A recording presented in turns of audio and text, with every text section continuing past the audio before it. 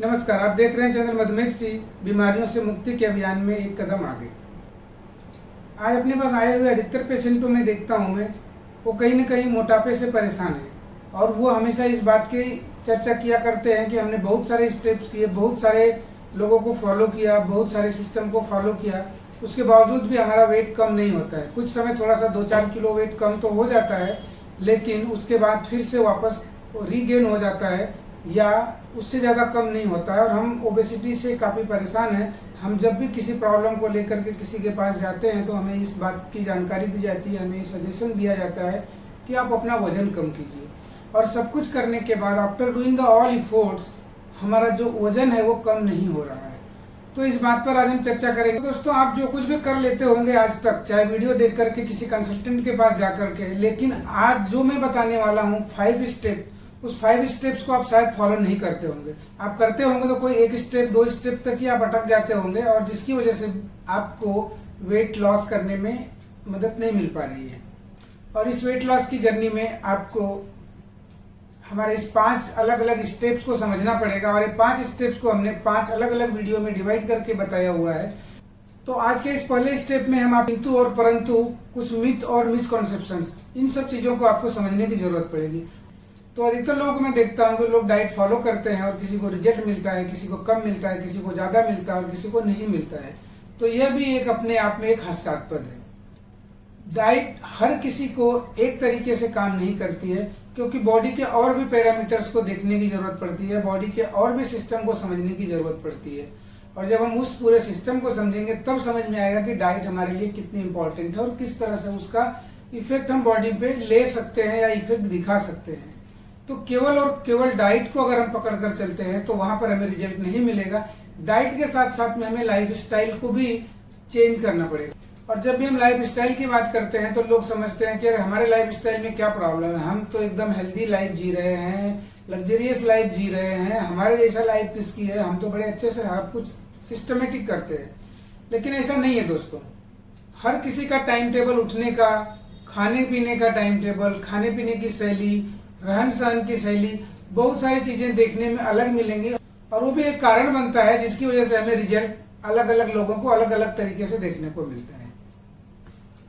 और जब भी हम डाइट की बात करते हैं तो डाइट को केवल एक ही नजरिए से देखा जाता है, कैलोरी के नजरिए से।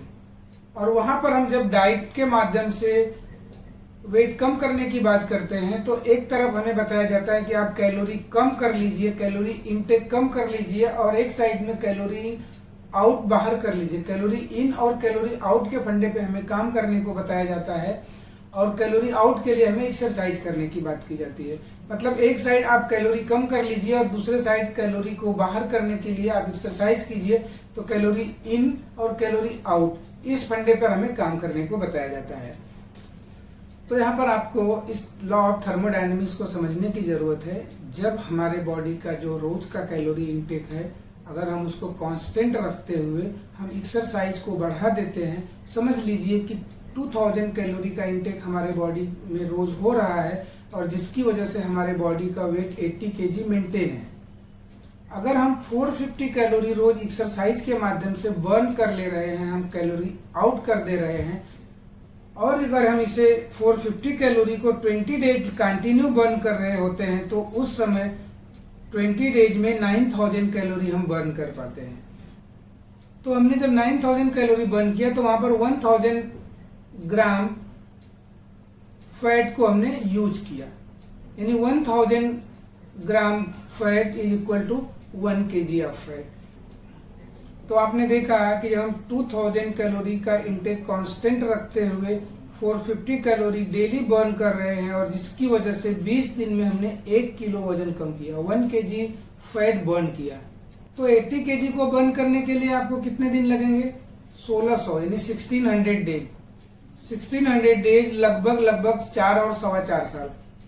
अगर आपने 2000 कैलोरी का इंटेक कांस्टेंट रखा और 450 कैलोरी डेली बर्न कर रहे हैं तो 4-4.25 साल में आपका बॉडी का 80 kg वेट कंप्लीटली डिसअपियर होना चाहिए। मतलब आपका वेट होना ही नहीं चाहिए, आपका वेट रहना ही नहीं चाहिए। अगर थर्मोडायनेमिक्स के इस रूल्स को, कैलोरी इन और कैलोरी आउट के इस फंडे को, इस सिस्टम को अगर आप फॉलो करके चल रहे हैं, और ये सिस्टम अगर रियल में आपको काम कर रहा है तो आपको 4 साल के बाद आपकी बॉडी कंप्लीटली डिसअपियर हो जानी चाहिए थर्मोडायनेमिक्स के रूल के हिसाब से। लेकिन ऐसा नहीं होता है। आप शुरुआत के कुछ दिन कुछ तो वेट अपना कम कर लेते हैं, लेकिन देखने को ये मिलता है कि कुछ दिनों के बाद 5-10 किलो वेट में चेंजेस हो जाता है, उसके बाद फिर वो कांस्टेंट हो जाता है, वो वापस कम नहीं होता है। फिर हम ये समझ लेते हैं कि ये डाइट हमें काम नहीं कर रही है, ये सिस्टम काम नहीं कर रहा है। तो इसका मतलब क्या हुआ कि जो लॉ ऑफ थर्मोडायनेमिक्स का यहाँ पे उल्लंघन है, यानी थर्मोडायनेमिक्स का जो रूल है ये कहीं ना कहीं गलत है। तो दोस्तों थर्मोडायनेमिक्स का रूल गलत नहीं है, लेकिन हमारे बॉडी में क्या चेंजेस होते हैं उस बात को भी यहाँ समझने की जरूरत है, और इसके लिए जरूरत पड़ती है मेटाबॉलिज्म को समझने की। जब हम मेटाबॉलिक सिस्टम को समझेंगे, केवल कैलोरी इन और कैलोरी आउट को लेकर चलेंगे, तो ये कॉन्सेप्ट हमारे लिए उतना ही फायदेमंद होगा जितना अभी तक आपने देखा। लेकिन जब हम मेटाबॉलिक सिस्टम को समझेंगे तो मेटाबॉलिक सिस्टम में समझने के लिए अब यहाँ पर आपको समझना पड़ेगा हमारे सेलुलर लेवल तक, जो सेल का जो परसेप्शन है, सेलुलर लेवल के परसेप्शंस को समझना पड़ेगा। सेल क्या समझता है? हमारे बॉडी के जो सेल्स है, हमारे बॉडी का जो स्ट्रक्चर है, ये मोर देन 30 ट्रिलियन सेल से मिलकर के बना हुआ है, और सेलुलर लेवल पर क्या परसेप्शन हो रहा है, क्या चल रहा है, इस बात को समझना पड़ेगा।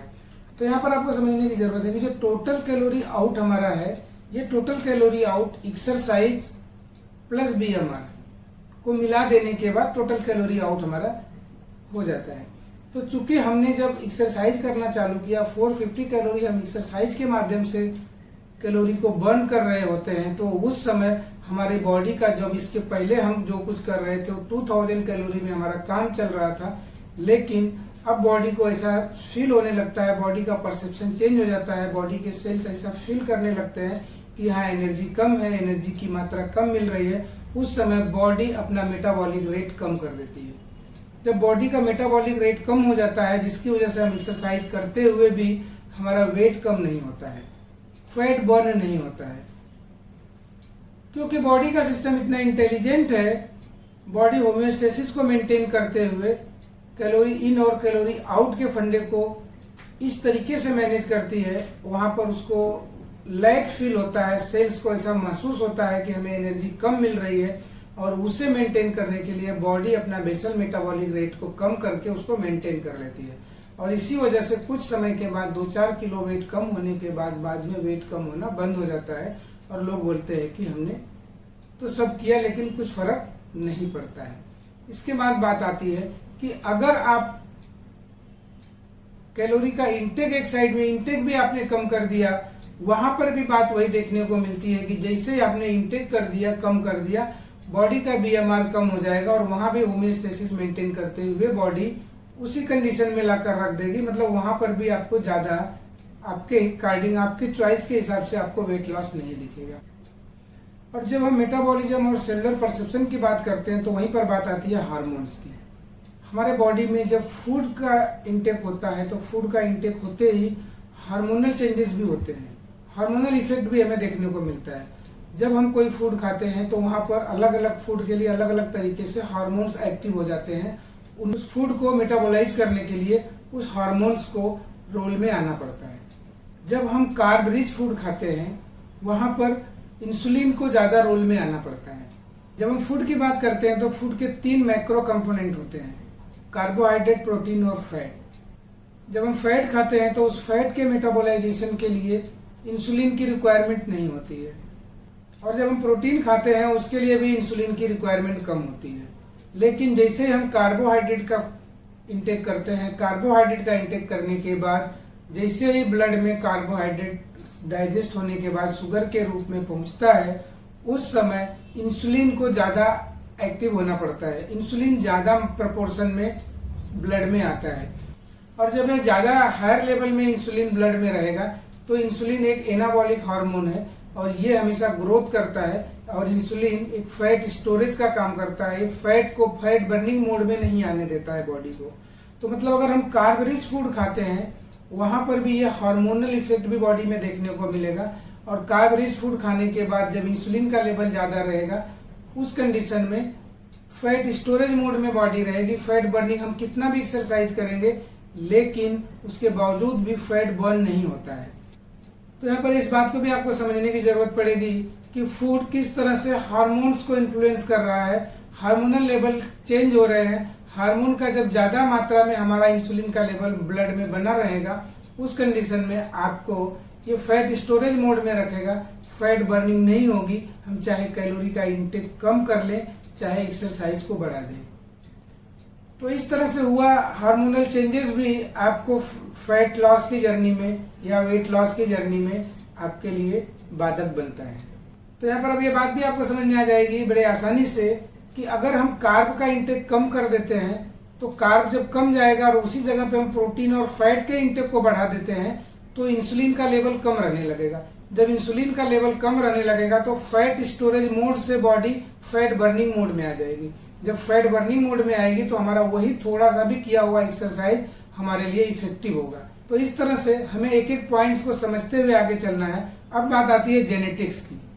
जेनेटिक्स भी हमें किस तरह से इफेक्ट करता है, और आपको जेनेटिक्स को समझने के लिए आप ये चीज देखते होंगे कि सेम क्वांटिटी में सेम फूड सेम डाइट खाने के बाद कोई किसी एक बंदे को इफेक्ट ज्यादा अच्छा मिल रहा है, किसी को नहीं मिल रहा है। जेनेटिक्स में हम दो चीजें को देखते हैं, किसी एक की बॉडी इंसुलिन सेंसिटिव है, किसी दूसरे की बॉडी इंसुलिन सेंसिटिव नहीं है, मतलब उसके बॉडी में इंसुलिन रेजिस्टेंस हो गया। तो इंसुलिन अगर किसी के बॉडी में इंसुलिन रेजिस्टेंस हो गया है उसके बॉडी में रिजल्ट अलग मिलेगा, और जिसकी बॉडी इंसुलिन के प्रति सेंसिटिव है उसको रिजल्ट अलग मिलेगा। डाइट एक रहते हुए, एक्सरसाइज एक रहते हुए भी सेंसिटिविटी के ऊपर डिपेंड करता है। और यही वजह भी है कि जो लोग इंसुलिन रेजिस्टेंस होते हैं उनका वेट गेन और ज्यादा स्पीड में होता है, और उस समय उनके डाइट कुछ भी चेंज कर लें उसके बावजूद भी उन्हें इफेक्ट देखने को नहीं मिलता है। तो यहाँ पर भी आपको बात समझने की जरूरत है कि इस इंसुलिन रेजिस्टेंस, आज के डेट में इंसुलिन रेजिस्टेंस, हाइपर इंसुलिनीमिया बहुत सारी बीमारियों का कारण है। बट भले ही आज आपको कुछ दूसरी बीमारियां देखने को नहीं मिलती हो, लेकिन अगर इंसुलिन रेजिस्टेंस आपके बॉडी में बना हुआ है तो ये वेट लॉस की जर्नी में आपके लिए बाधक सिद्ध होगा। तो इस तरह से जब हम एक एक चीजों को समझने की कोशिश करेंगे, उस पर वर्कआउट करेंगे और कहाँ पर किस चीज को मेंटेन करना है, कहाँ पर क्या सुधार लाना है, इन सब चीजों को समझते हुए जब हम आगे काम करेंगे तो वेट लॉस की जर्नी में ये हमारे लिए हेल्पफुल होगा।